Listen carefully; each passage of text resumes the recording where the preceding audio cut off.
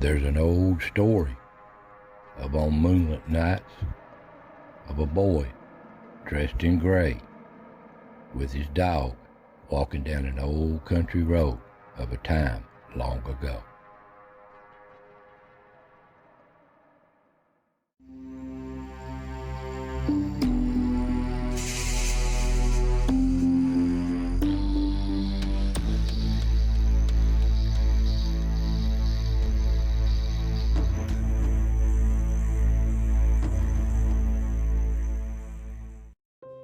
This is an old story told by a family friend. Now, they passed on now, but I never did figure out the name of this person he was talking about in this story, or really where they come from. But they said they found all this out by the letters he'd wrote home. But anyway, I'm going to share with it the best way I can tell it and simulate it the best way I can. So here's the story.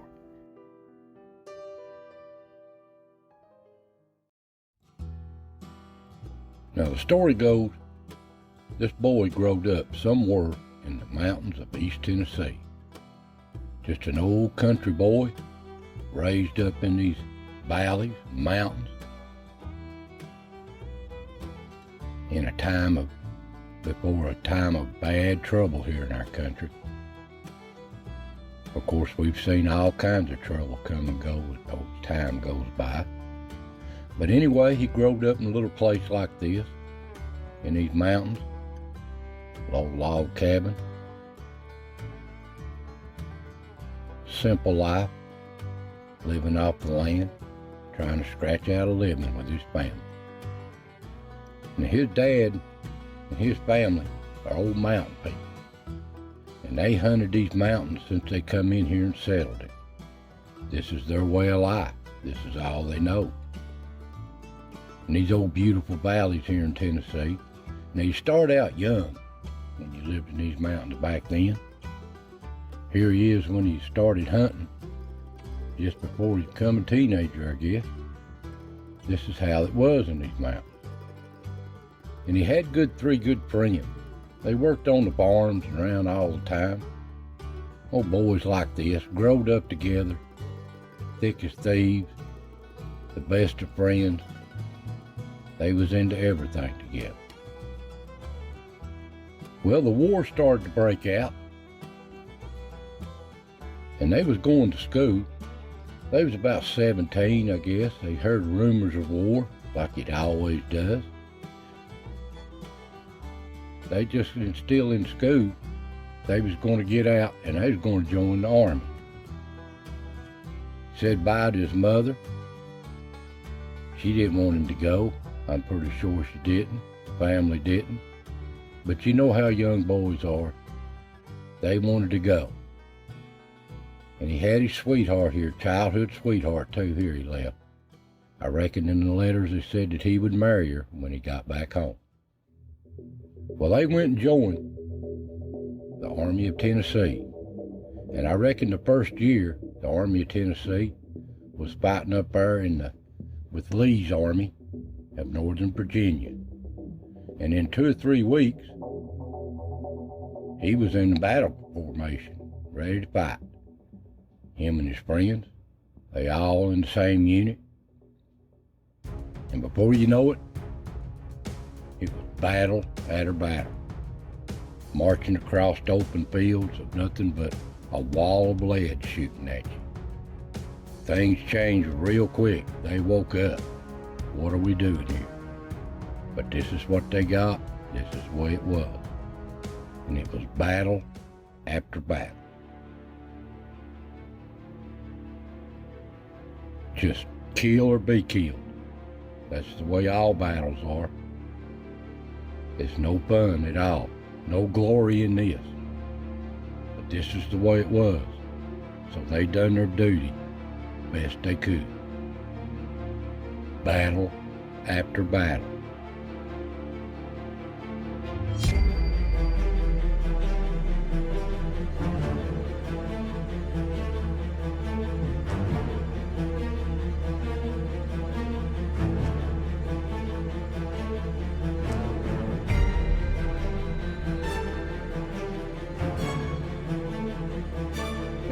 time took its toll on the South. They couldn't battle of logistics. They couldn't replace what they lost. And as time went on, he lost his friends too.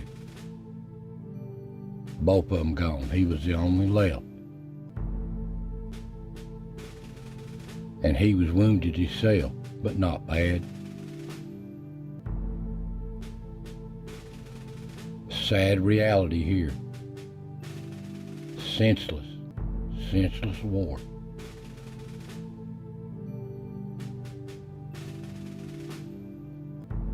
But he was lightly wounded, and he'd made friends with the regimental commander, and he took him under his wing for the last year, him and his boys, and he was the only one of them left. So he thought he'd give him a furlough and let him go see his family and his sweetheart and come back in about a month. And that really got his spirits up. He's going to get to go home. So he took a train from Northern Virginia back down into Southwest Virginia as far as he could.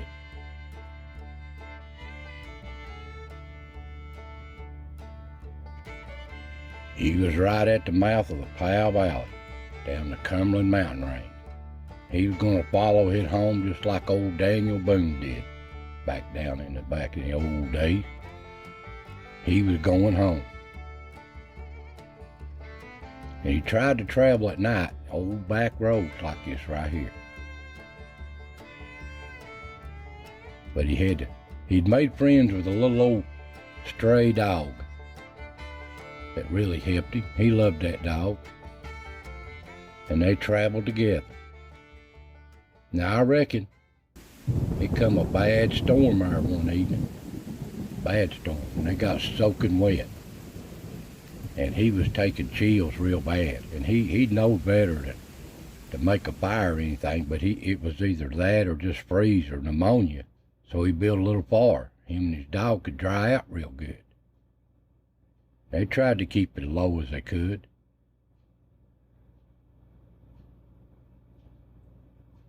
But, as luck would have it, as he's going on down the road, after he dried out good and put his fire out, ate him a little dinner, heading on home, he'd been spotted by a Union patrol.